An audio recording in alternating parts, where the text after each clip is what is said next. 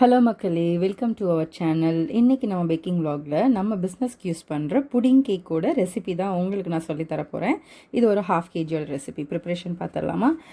First 190 grams of bread, nearly 11 slices வரும்.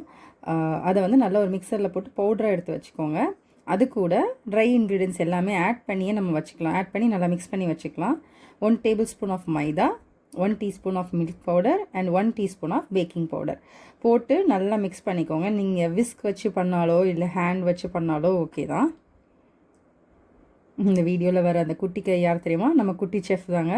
So அவங்களும் இனிமேல் நம்மளோட வீடியோஸில் வந்து நிறையா நம்மளுக்கு ஹெல்ப் பண்ண வருவாங்க. அவங்க தனியாகவும் ஒரு வீடியோ பண்ண போகிறேன்னு கேட்காங்க. கூடிய சீக்கிரத்தில் அதுவும் வரும்.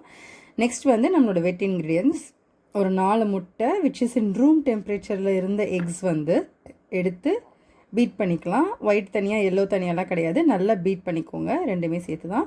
ஒருவேளை ஃப்ரிட்ஜில் வச்சுருந்தீங்க எக் அப்படின்னு சொன்னிங்கன்னா 1 hourக்கு முன்னாடியே முட்டை எடுத்து வெளியே வச்சுக்கோங்க. That is better. And then 1 tablespoon of vanilla essence to it போட்டு நல்லா பீட் பண்ணிக்கோங்க. அடுத்து வந்து சுகர் ஆட் பண்ணணும். சுகர் வந்து 125 gram. ஸோ சுகர் பவுடர் பண்ண போதே நீங்கள் வந்து ஒரு 1 teaspoon ஆஃப் இலச்சி பவுடர், அப்படி இல்லைன்னா ஒரு 3 ஏலக்காயில் உள்ளே இருக்க அந்த சீட் மட்டும் எடுத்து பீட் பண்ணும் போது, சுகர் மிக்ஸ் பவுடர் பண்ணும் போது அது கூட சேர்த்து பவுடர் பண்ணிக்கோங்க. இது வந்து ரொம்ப முக்கியமான ஸ்டெப்புங்க. இது வந்து நம்ம பேக்கரியில் இருக்கிற அதே ஃப்ளேவர் வந்து உங்களுக்கு சாப்பிடும் போதும் நல்ல ஒரு வாசனையுமே வரும். பேக்கரியில் வர அதே வாசனை வரும். இந்த மிக்சர் தான் நல்லா ஃப்ராத்தியாக வரணும். இதுதான் கடைசி வரைக்குமே நமக்கு ரைசிங் ஏஜென்ட்டே இதில். ஸோ ஹை ஸ்பீடில் வச்சு நல்லா மிக்ஸ் பண்ணிக்கிறேன். மீன்வைல் ஆயில் ரெடி பண்ணி வச்சுக்கலாம். 100 gram ஆயிலில் 2 tablespoon ஆஃப் கீ எடுத்து மிக்ஸ் பண்ணி வச்சு அதை இது கூட போட்டு நல்லா மிக்ஸ் பண்ணி வச்சுக்கோங்க. அவ்வளோதான். பீட்டரோட வேலை இதோடு அவ்வளோதான். இதில் இப்போ நம்ம எடுத்து வச்சுருந்த மிக்ஸ் பண்ணி வச்சுருந்த பிரெட் மிக்ஸ் பவுடரை வந்து இது கூட ஆட் பண்ணுறோம். ஸோ பிரெட் மிக்ஸ் பண்ணும்போது ஓவர் மிக்ஸ் பண்ணிடாதீங்க. ஆஸ் யூஷுவல் ஸ்பேச்சுலா இல்லைன்னா விஸ்க் யூஸ் பண்ணிக்கோங்க. இது வந்து 1/2 kg கேக். நான் 7 inch tin ஸ்கொயர் டின் எடுத்திருக்கேன். அண்ட் இந்த கேக் வந்து நீங்கள் டேப் பண்ண வேண்டாங்க. ஸோ ஏன்னா இதில் பபிள்ஸ் எதுவுமே அவ்வளோவா வராது.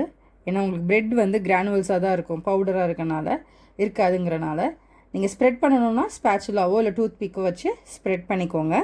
அதுவே போதும். இதை வந்து 180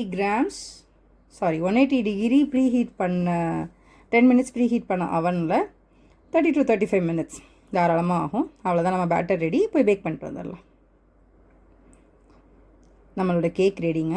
இதை வந்து நல்லா கூல் பண்ணதுக்கப்புறம் கட் பண்ணுறது தட் இஸ் பெட்டர். அதுக்கு ஒரு சின்ன டிப்ஸ் சொல்லணுன்னா, நீங்கள் வெளியே எடுத்ததுக்கப்புறம் இதை ஒரு கிளாத்தில் வந்து கொஞ்சம் கவர் பண்ணி வச்சுருங்க. நான் வந்து கீழே வந்து இந்த ட்ரே போட்டிருக்கேன். அதை வந்து துணியில் சுற்றி வச்சுருந்தோம். ஸோ தட் உங்களுக்கு மேலே வந்து காஞ்சி போகாமல் இருக்கும், ட்ரை ஆகாமல் இருக்கும், கட் பண்ணுறதுக்கும் ஈஸியாக இருக்கும். எனக்கு இந்த கேக்கில் தாராளமாக கொஞ்சம் பெரிய பெரிய பீசஸாகவே 8 pieces கிடச்சிது. கார்னர்ஸ்லாம் கட் பண்ணியாச்சு நம்ம. அவ்வளோதான். இந்த 8 pieces அப்படியே பேக் பண்ண வேண்டியதான். I'll show you the texture that how it is. பாருங்கள் எவ்வளோ சூப்பராக இருக்குன்னு. தனித்தனியாக அந்த ப்ரெட்டில் பண்ண மாதிரி இருக்காது. Okay, so that is all is our recipe. இது வந்து எங்கள் ஊர் சைடு வந்து கீ கேக்குன்னு சொல்லுவாங்க. மறக்காமல் உங்கள் ஊரில் இது என்ன கேக்குன்னு சொல்லுவாங்கன்னு கமெண்ட் பண்ணுங்கள். டாடா.